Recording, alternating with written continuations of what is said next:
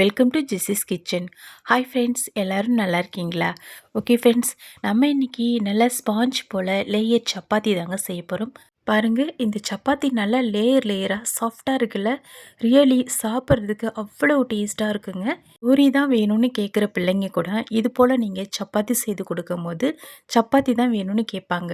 இது போல் நல்லா லேயர் லேயராக சாஃப்டாக வர்றதுக்கு சில டிப்ஸுகளோடு நம்ம பார்க்க போகிறோம். இதுக்கு அருமையான ஒரு சைட் டிஷ்ஷும் நம்ம பார்க்க போகிறோங்க. வீடியோவை ஸ்கிப் பண்ணாமல் பாருங்கள், அப்போ தான் நான் கொடுத்துருக்கிற டிப்ஸ் உங்களுக்கு கிடைக்கும். ஓகே ஃப்ரெண்ட்ஸ், இப்போ நம்ம அகலமான ஒரு பாத்திரத்தை எடுத்துக்கலாங்க. அதில் 2 கப்பு கோதுமை மாவு சேர்த்துக்கலாம். இந்த கோதுமை மாவு உங்கள் அளவுகளுக்கு ஏற்ற மாதிரி சேர்த்துக்கோங்க. இப்போ இந்த மாவுகளை ஒரு ஸ்பூனால் நல்லா நிரவி விட்டுக்கலாம். நான் முக்கியமான டிப்ஸு சொல்கிறேன்னு சொன்னேன்ல. இப்போ அரை கிளாஸ் பால் இது கூட சேர்த்துக்கலாங்க. இது போல் பால் சேர்த்து நம்ம மிக்ஸ் பண்ணும்போது ரியலி இந்த சப்பாத்தி நல்ல சாஃப்டாகவும் டேஸ்ட்டாகவும் இருக்குங்க. மிஸ் பண்ணாமல் இது ஒரு முறை ட்ரை பண்ணி பாருங்கள். அவ்வளவு சாஃப்டாக டேஸ்ட்டாக இருக்குங்க. இப்போ நம்ம கைகளால் நல்லா இதை பிசைஞ்சு கொடுத்துக்கலாம். இப்போ இது போல் நல்லா மிக்ஸ் ஆன பிறகு ஒரு கிளாஸ் தண்ணியில் தேவையான அளவு சால்ட் சேர்த்துட்டு நல்லா நம்ம இது போல் கரைச்சி கொடுத்துக்கலாங்க.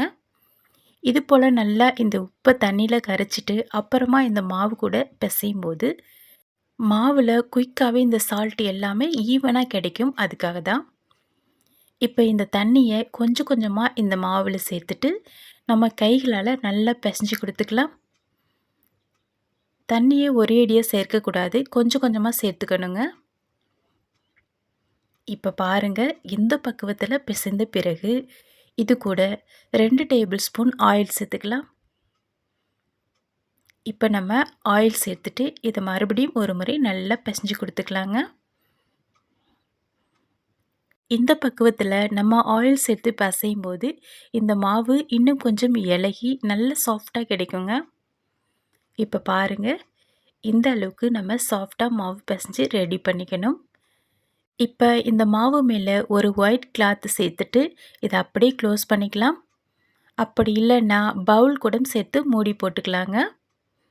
இதை அப்படியே வெயிட்டிங்கில் விட்டுடலாம். 1 மணி நேரம் ஊறட்டுங்க. இப்போ நம்ம ஒரு பவுலில் தண்ணி சேர்த்துக்கலாம். இது கூட 2 உருளைக்கிழங்குகளை கட் பண்ணி வச்சுருக்கிறேன். அந்த உருளைக்கிழங்குகளை இது கூட சேர்த்துக்கலாங்க. நான் இன்றைக்கி பாத்திரத்தில் தான் வேக வைக்க போகிறேன். நீங்கள் குக்கரில் வேக வச்சுக்கோங்க, அது கொஞ்சம் குயிக்காகவே வேலை முடியும். உருளைக்கிழங்கு நல்லா வெந்த பிறகு தோல்களை நீக்கி இது போல் ரெடி பண்ணிக்கலாங்க. இப்போ மத்து அப்படி இல்லைன்னா இது போல் ஸ்மேச்சர் வச்சு நல்ல இதை மசிச்சு கொடுத்துக்கலாம்.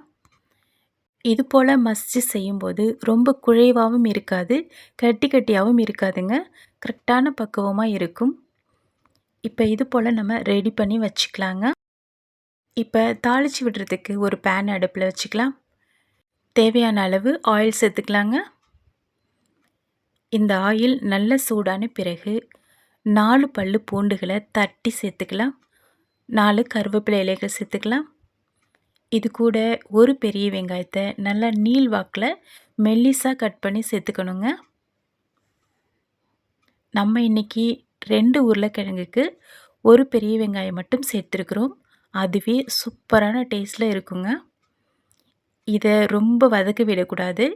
கண்ணாடி பக்குவத்துக்கு முன்னாடி பக்குவம் வதக்கணும். அந்த அளவுக்கு தான் இருக்கணுங்க. இப்போ பாருங்கள், நல்லா இந்த பக்குவத்தில் வதங்கியிருக்கணும்.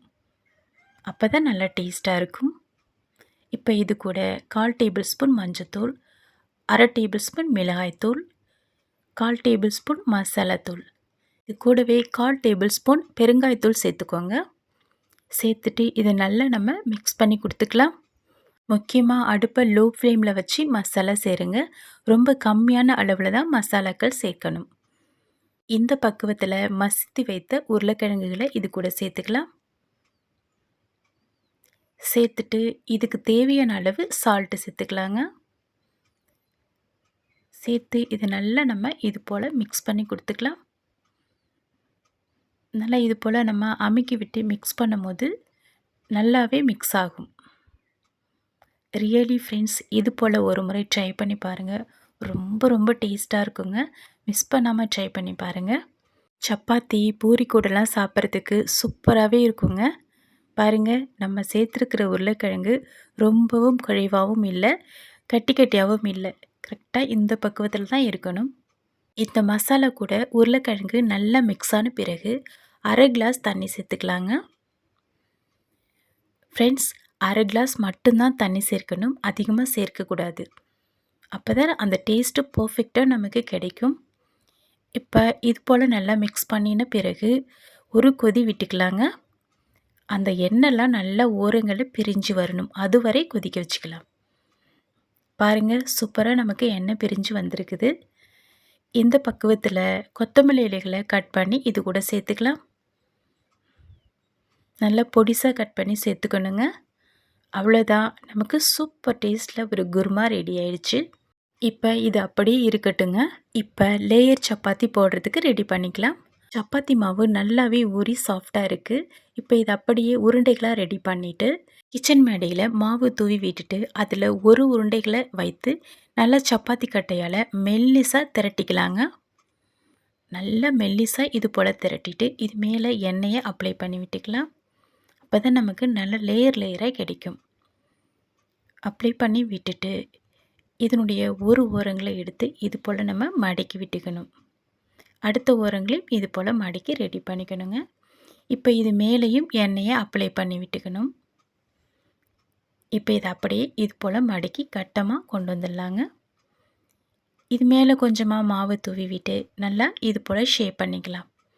நமக்கு கட்டமான ஷேப்ல தான் இந்த சப்பாத்தி கிடைக்கும். இப்ப கல் சூடான பிறகு கொஞ்சமா ஆயில் அப்ளை பண்ணிட்டு இந்த சப்பாத்திய சேர்த்துக்கலாம். சேர்த்துட்டு இத அப்படியே விட்டுருங்க. சூப்பரா நமக்கு உப்பி வரும் பாருங்க. பாருங்க ஃப்ரெண்ட்ஸ், சூப்பரா நமக்கு உப்பி வருதுல்ல. இத அப்படியே ஈவனா வேக வச்சுக்கலாங்க. இது போல லைட்டா சுத்தி விட்டுட்டு இத அப்படியே நம்ம பெரட்டி போட்டுக்கலாம்.